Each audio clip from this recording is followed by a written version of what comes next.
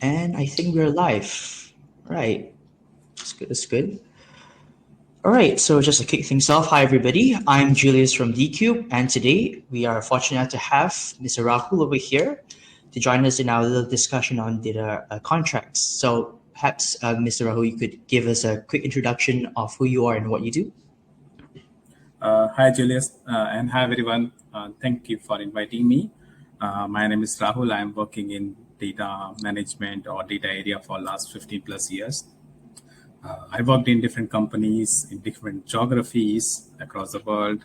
I'm like a old book style data practitioner and working specifically in data management, data quality, and data governance. And today I'm live from Thailand, Bangkok, and happy to help you guys to understand and contribute into this beautiful topic of data contracts. Fantastic. Yes.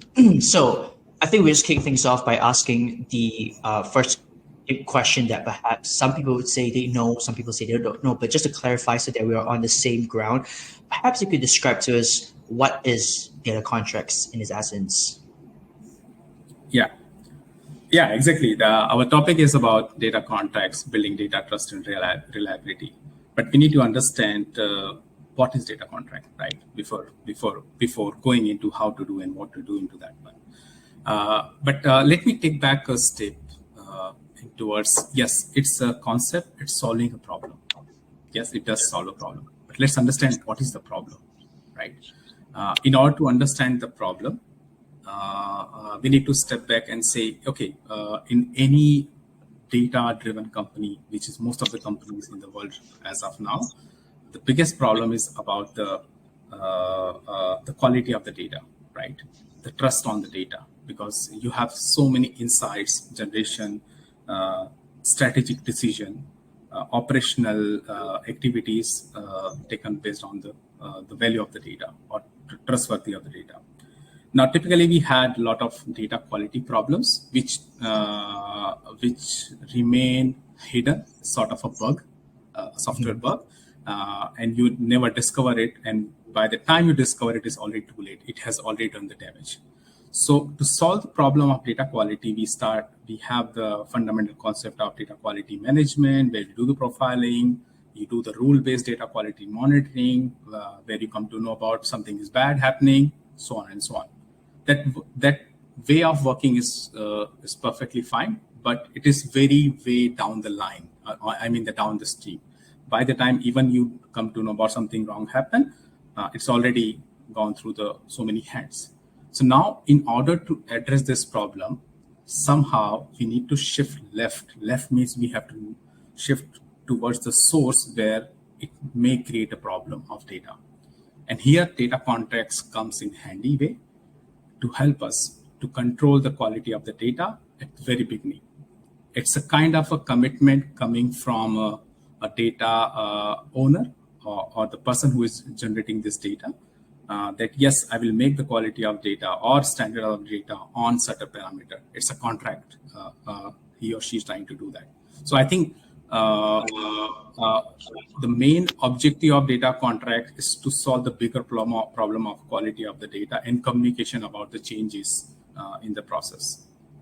That's the simplest way I was trying to understand the data contracts.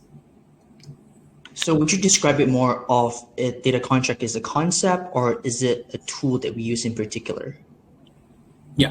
So again, data concept is not a tool. It's a concept, right? Mm-hmm. Like we have a concept of data warehousing. We have a concept of data lake.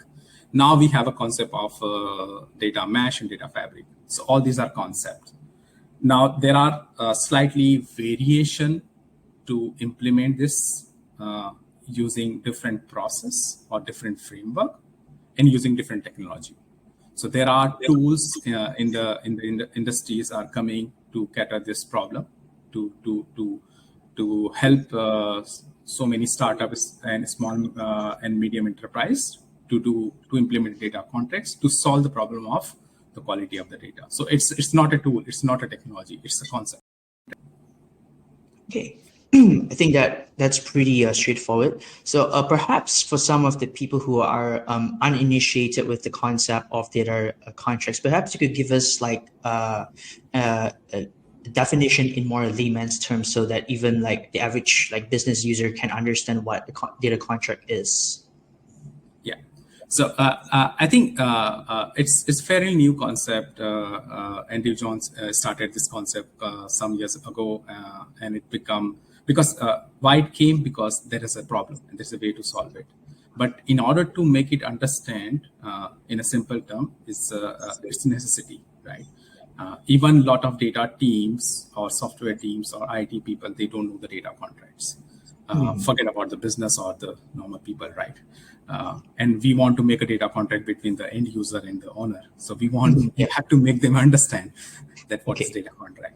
So let me try to bring some example from real life, more analogy that help us to understand. So if you go to any restaurant, right, you have a menu presented to you very beginning, and the menu have the list of items that you have margherita pizza, you have cheese burst pizza, thin crust pizza, so on, and there are a lot of variation into that process, including the level of spiciness, including the price. Even Yes. sometimes they also say that some dishes will take more time because they have to have different way of cooking it.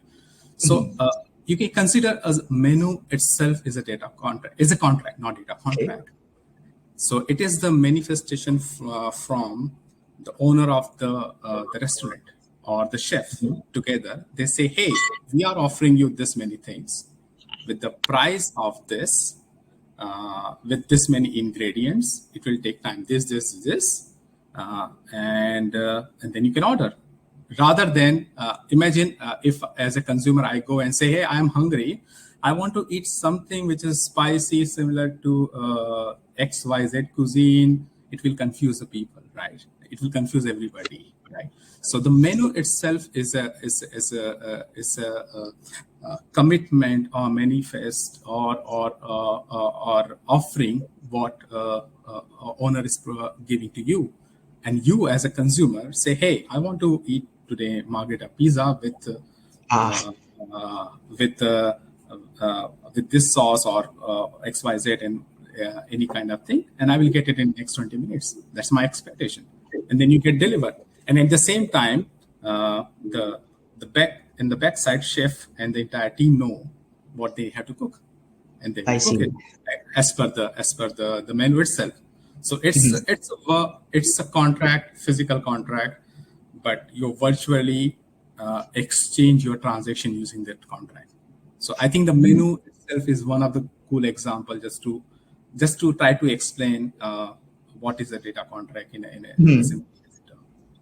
Yeah, I think I like that analogy. Is very straight to the point, and I think everybody can somewhat relate to how important the menu is in a restaurant, especially for the customers. Also, I think I forgot to mention for everybody who is watching. So, if you have any questions, please do comment also during the stream. And towards the end of the session, we'll have a quick Q&A to address any of your questions that you might have for Mr. Rahul over here. All right. So, I think now that we've got a better idea on how what data contract is, right? So perhaps you can help us clear some of the common misconceptions of data contracts. For example, data contracts being very static. It's set in stone. Like once it's written, it's going to be that forever, or it's only useful for large organizations. Like it's not doable or usable for small, businesses or teams. So perhaps you can help clear some of those misconceptions out that people might have. Okay. So again, we go with our story that why we had data contract, because data quality is been a problem. Now, let me give you statistics based on my understanding and throughout my different assignments project I worked. Here also Pareto law comes, or Pareto rule comes, that 80% of your problem comes from 20% of the root cause, right? So now let's go. What are the top 3-4 root cause for data quality problem?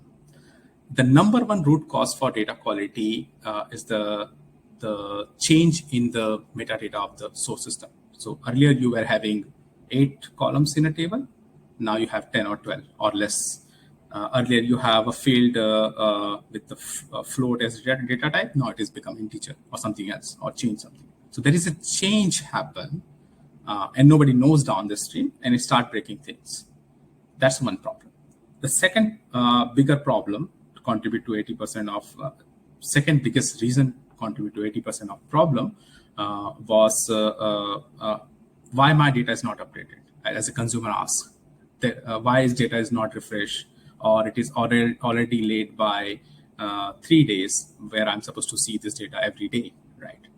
Now, third one is the invalid values.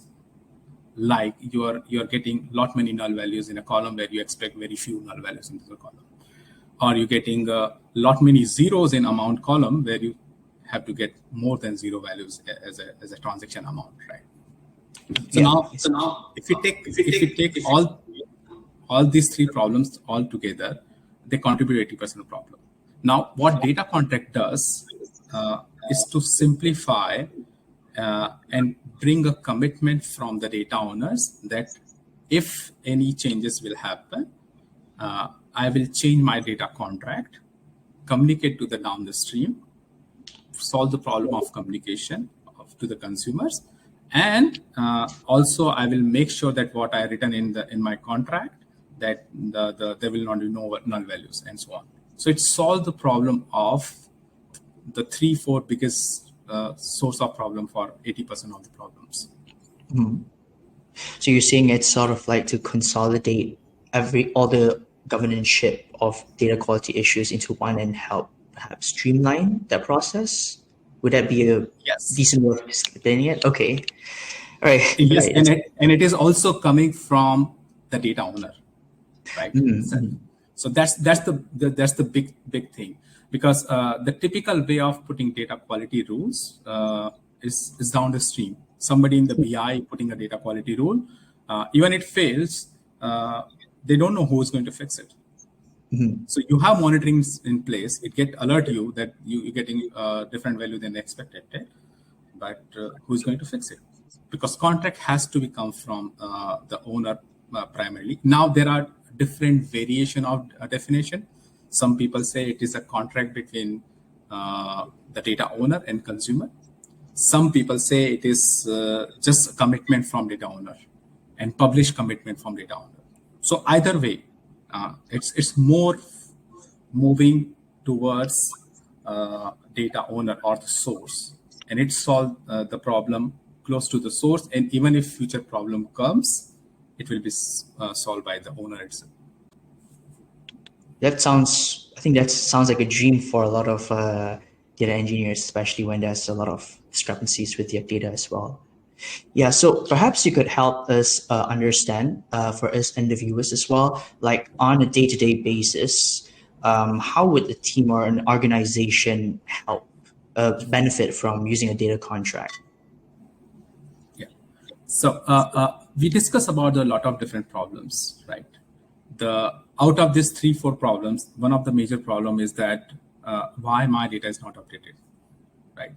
Because everybody want the quick or close to real-time data to understand what is happening in the business, because data is helping you to make a business decision or operational decision. The business guys say, my dashboard is not updated, or the value is still showing me old values. So the one of the bigger problem. Now, once you start establishing the concept of data contract, one of the key pillar of data contract is the freshness or the latency of the data. And then you either make a contract with your consumer, or you manifest that commitment that this data will be refreshed every 4 hours or every once in every day, right? So that's a commitment you do.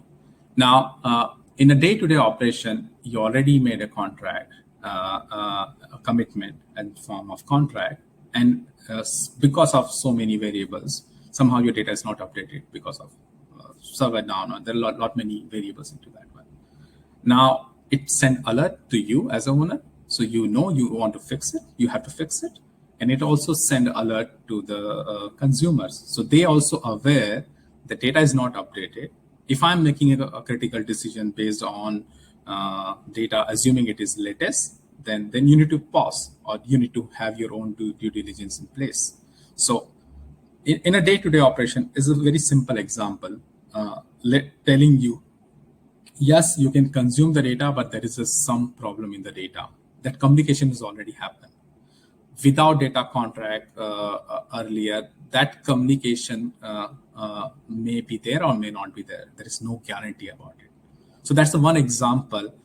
It informed all the stakeholders along with their responsibility. Stakeholder means data owner have the responsibility to fix it, and the consumer have responsibility to use the data with the pinch of salt, or with the disclaimer that it's not updated. I see. Okay. I think so. How would it look like if, in the same situation, if you, as you have just previously discussed, there was the absence of data contract? What would it look like on like a day-to-day basis without such a agreement between like the owners of the assets involved, for example? Yeah. So the conceptually, the concept data contract itself came recently. Definitely, not many companies have this established. That doesn't mean that they don't control the quality of the data. They still do it, but in a different way, right? Okay. So again, the main problem is the quality of the data. That is still remaining. So I tell you from my experience, we have a test that is checking the latency of the data every 5 minutes. That it's supposed to be every 5 minutes there is a check happen in the back end, and it goes and find out whether the data is up to date or not based on the SLA or something, right? It still happen, and many companies have this kind of data quality checks and rules. It does send it out to the stakeholder. So still there are way people managing the quality of the data even without data contract. Okay. But these rules are defined maybe by somebody who is consumer of the data or who is a downstream of the data. Right?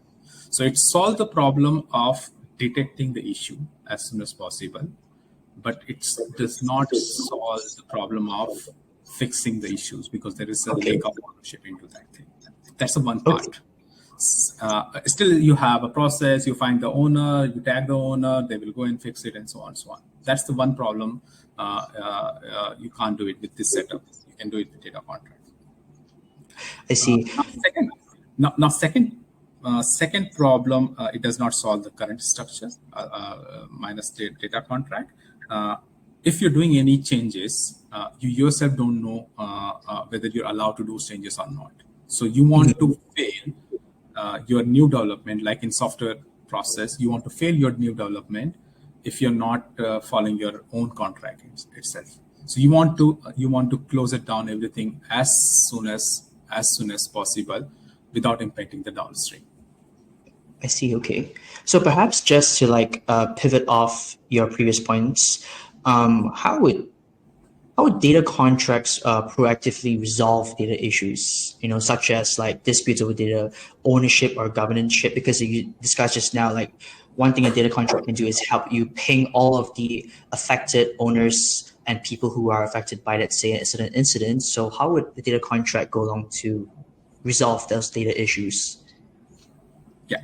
So there are two parts of data contract. One, once you made a data contract, it is the data contract runs first time whenever you're doing your changes or new development, right? So whenever your pipeline or your process, you already have established data contract. And whenever you push the new code as part of your CI/CD process, you have contract and it validate against it, like QA testing. You do it on normal software engineering, right? So it does the one part of it, that whenever there is a new development happen, even by accident, somebody will not do a change which is not established in the data contract and not been communicated, right? So it solves the one problem, and it will not let you to push that code to the production, right? So that's the one time problem whenever there is a change happen, right? The second problem is in a data testing or quality of the data, you have to do regular checkup with the new data itself, whatever you're bringing, whether that new data is also following certain standards that you put into data contract. It's all together. So it solves the two problems. So you run the data contract one time whenever there is a change in the code or change in your pipeline structure. And second major thing is you run it at the set frequency or as part of your data is in motion that you validate against certain rules. So even if your data started getting dirty, even from source, you have data contract in place to notify about it. So there are two parts. It's like one time and one is like ongoing process. Okay, so just in discussing about how data contract can help you ping when there's an incident, would you say that's more of a passive approach to how data contracts resolve the issue? But just to clarify, a more proactive way would be, for example, stopping a code from being pushed out, as you described earlier. Is that right? Yeah, exactly. So you fixed. You're moving left.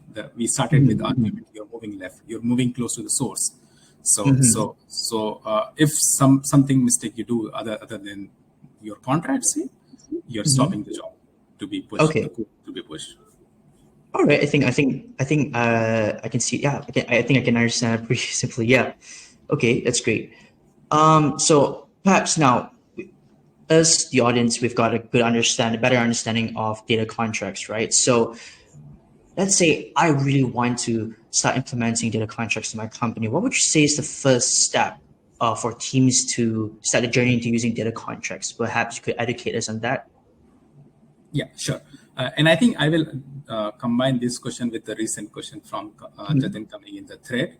Is that what is the importance of data catalog when it comes to the data contract? I think we can pull that question to the screen and then we can try to understand why these two questions are related. The latest question.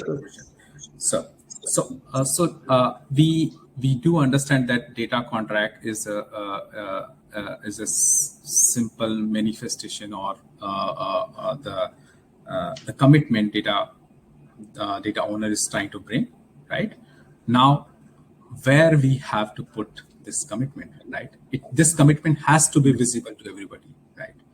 Right. So the best place for that commitment has to be visible and published for entire organization. That you have many people as a user is the data catalog. So your data catalog have all the definition. This table owned by this person. This many columns are there. What are the sample data? What is the profiling data? What is the lineage of this particular table? Where it comes from? Where it goes? Who use it? So on, so on. So data cataloging have all this information. At the same time, you can put data contract as part of your data cataloging tool. Right? How does it help? And this is the first step towards establishing data contract. So once you have a structure of making your data contract, many people doing YAML file, many people doing JSON file, whatever it is. But it's a very standard readable way of writing a contract. And once you write a contract, or you should have flexibility to write a contract in a cataloging tool itself as an owner, right? Yeah, I want to write my contract that this table will have this many columns. For this column, we're going to check null values. The country will have a list from this many, only 5 lists, and then everything you want to write as a contract. The best place would be to do this operation and make it visible is the data catalog itself. So first, you need to establish the data contract platform where owner can write the contract, consumer can have a saying to the contract, the commitment, where you can write SLA, where you can write the entire commitment, and the right place would be data catalog. So that's why I'm saying that the importance of data catalog become very important with the data contracts, because otherwise you don't want to have another tool to show the data contract altogether. If you bring every piece of information in one place, which is data catalog is the best place for this, it makes your life, owner's life and consumer's life very easy. So first thing, establish a system where you can write, read, consume the data contract itself, and that could be the best place. Could be data catalog.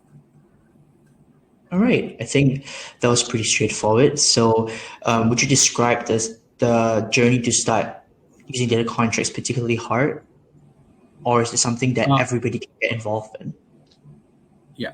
So it's not hard.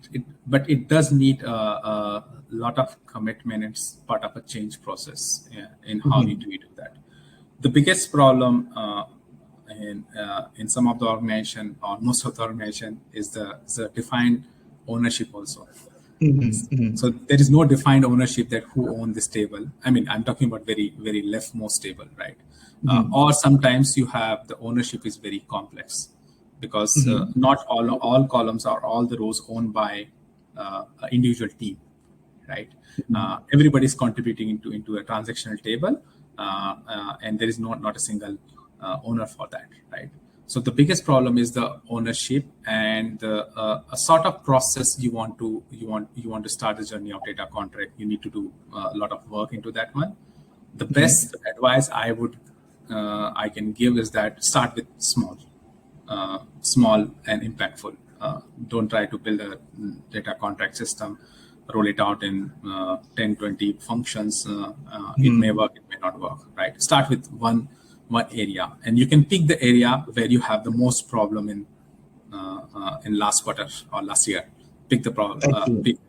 And if you have the problem of schema changes, if you have problem of SLA, if you have problem of unexpected value, then I think data contract is one way of yours to solve it. Pick the team, try to establish that. Even if you don't have a solution, the technical tool to establish the data contract, you can start with simple YAML file, put it in one location. You just put a YAML file. You don't need an editor for that, for a very beginning, right? Okay. And once you establish the process, then you can optimize it or beautify it using in the process. Okay, so essentially just start small and focus on where the actual problem is, not just implement it for your entire architecture, essentially. Exactly.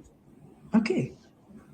So I think we can kind of like follow up from that point earlier on. So you mentioning how sometimes it can be hard for you to implement data contract, especially, for example, in organizations where how do I say data management comes from a more centralized architecture, because data contract has sometimes been described as a more decentralized way of managing your data. So how could I convince my team who's been using, let's say, a very centralized data management style for like over 10 years, 20 years to suddenly just move away just to accommodate for data contracts?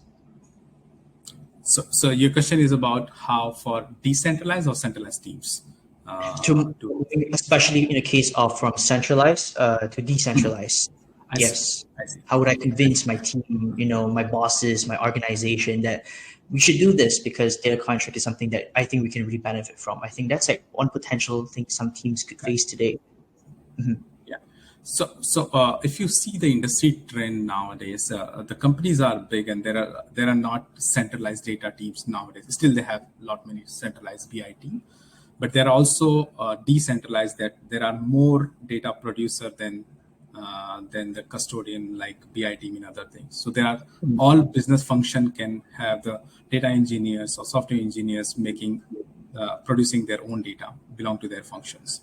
Now, and in this scenario, it's just become more decentralized by the demand or by the nature of itself, right? Okay. Now, in order to have that, now we have concept of data mesh. As well as the data fabric is trying to handle the decentralized data teams across the organization. Now, with this, the problem becomes bigger because you have now many producers into the producing the data, and the point of connection becomes so many, and the failures and the chances of bad data become very high. And data contract come handy in this decentralized or data mesh or data fabric approach. To make things standard in a way that this entire things, it shifted towards the data owner itself. Now, if you take the example of menu card, right? That's coming from a restaurant, right? Then you have menu card and everything. Imagine the restaurant is one restaurant. Now you have hundred of restaurants. Okay. So that hundred of restaurants are hundreds of or tens of teams in an enterprise, right? And these teams have their own menu or contract. They say this is what we're going to deliver with this quality or this parameter into that one. So that is happening a lot many company, and we need to have menu, because if you have 10 or 20 of a restaurant without menu, you don't know what to order, where to order, and how to order, right? And how to consume it. So data contract comes very handy with a lot of changes happening in the centralization to decentralization of data generation and consumption, and it helps consumer to understand where I can get and what I can get, and with what level of quality or commitment I can get. At the same time, it will help producer to make sure that they fulfill the commitment they give it in form of data contract.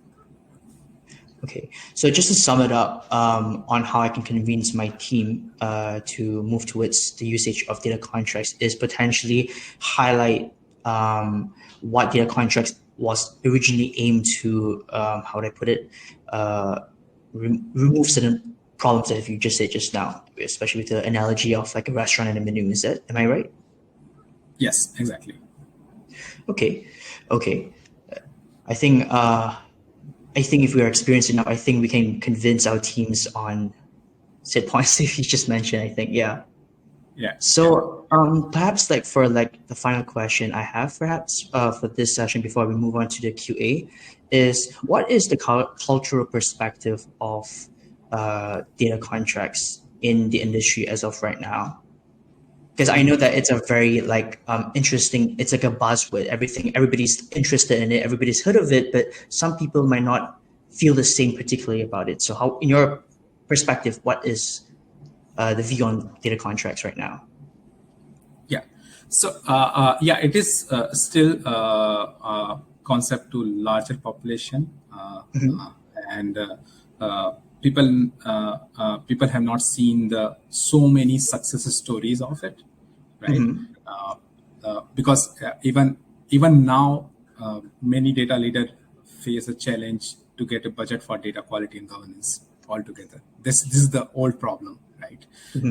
Data contract itself is a one way of solving this problem, and there are a lot of good contribution from industry leaders in this space, but still people not aware, larger population is not aware about it.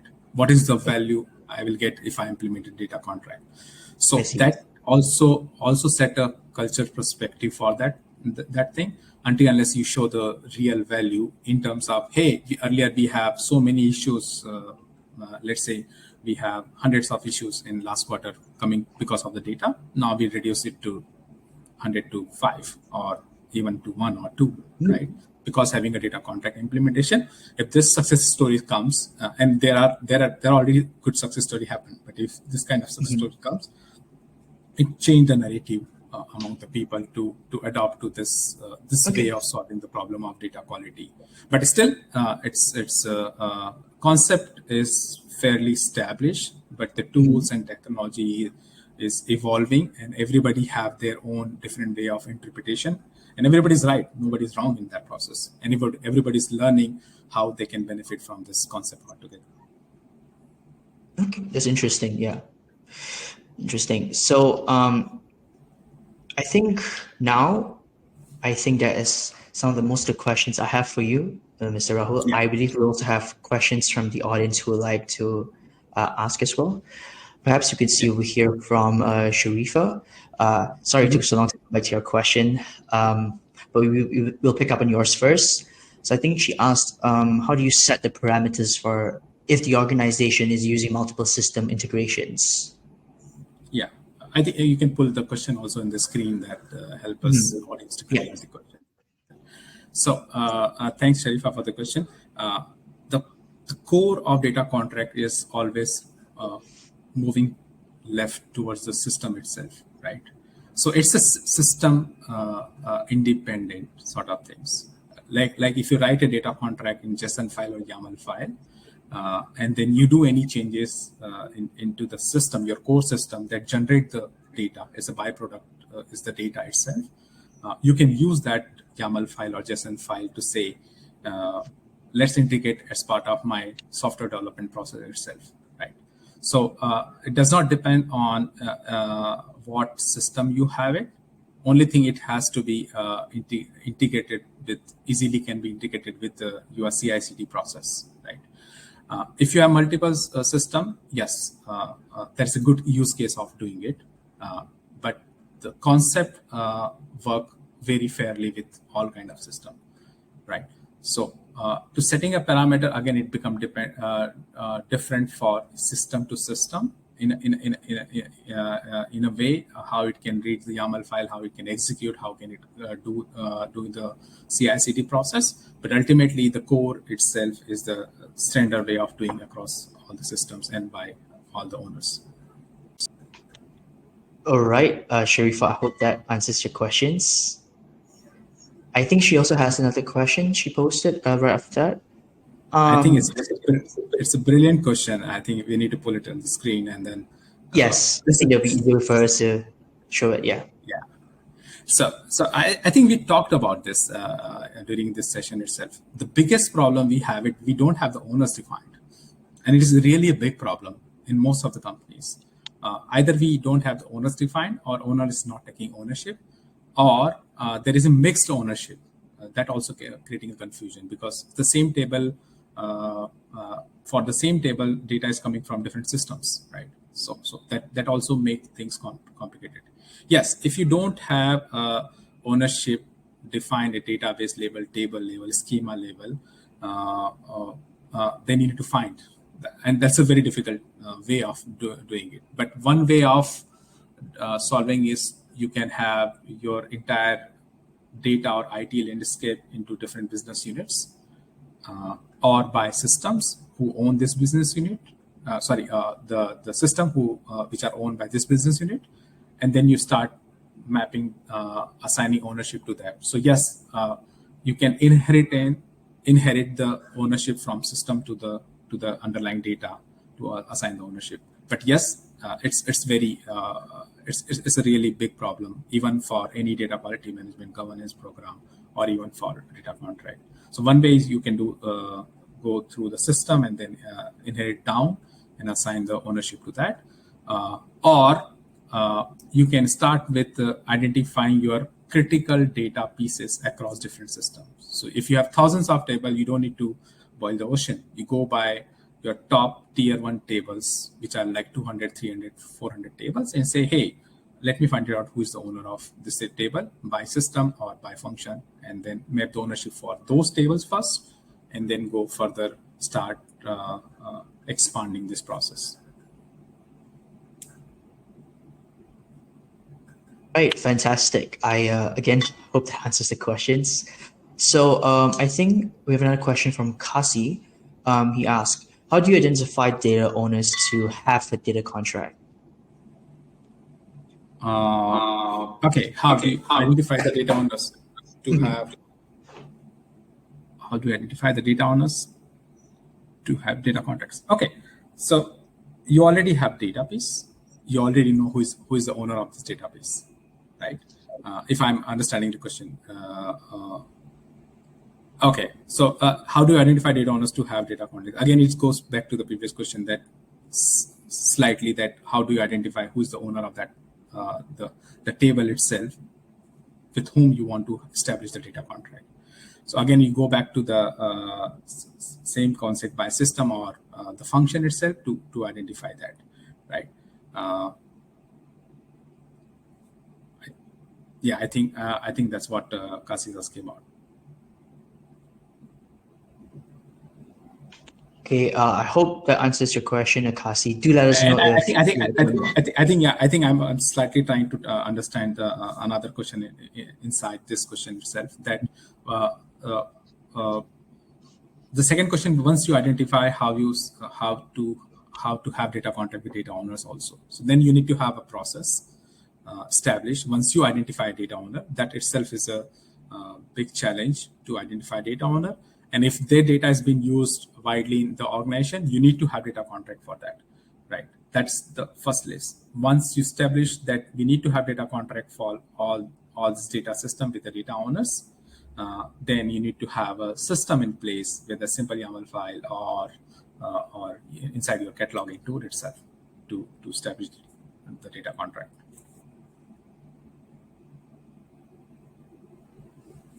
All right, Kasi, do let us know if that has answered your question. If not, we'll definitely follow up from it, definitely. Perhaps we can go on to another question from Satya. He asked, in your experience, how do you avoid business users or data consumers from creating redundancies from having similar contracts? So I think Satya is asking about, in my understanding, that we in many places still we have many data quality checks are happening downstream, and then you have your own set of data quality checks happening there, which is quite become redundant when you have a data contract where you find out the quality at the very beginning. So if the question is that line, yes, we need to move this the data quality rules or checks you're doing downstream close to the data contract. I mean, data contract close to the data producer itself together, right? Once you do that, you probably stop doing those kind of check and reduce the redundancy, because ultimately it consumes your lot of resources. If that's a question, then yes, we have to move. Even in some companies, what I have seen, they initially the data owner don't know what kind of things I need to put in my data contract, right?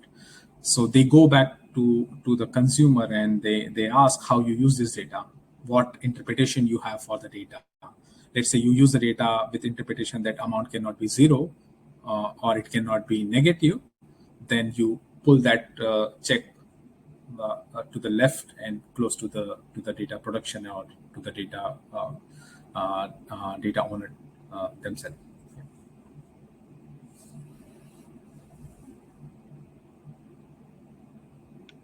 Okay, I think we have perhaps one more question. Enough time for just one more question. I think.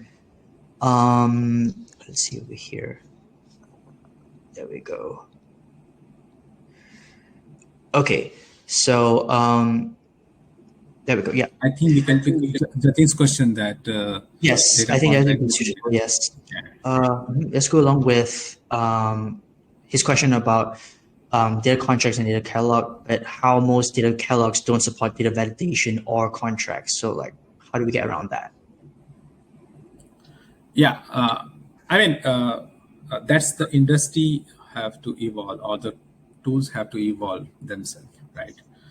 You cannot have multiple touch points for data owners and the data consumer to go to do the different things related to the data. To understand the data, you have a data catalog already widely used everywhere.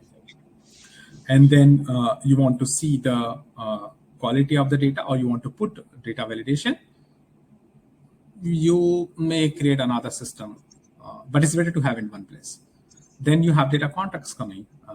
If you create another system, so you already have three systems to do the same thing, and then and this three system may not be talking with each other. So you don't have the holistic view of your data or metadata or quality of the data, which is the main reason we want to have the data cataloging tool, right?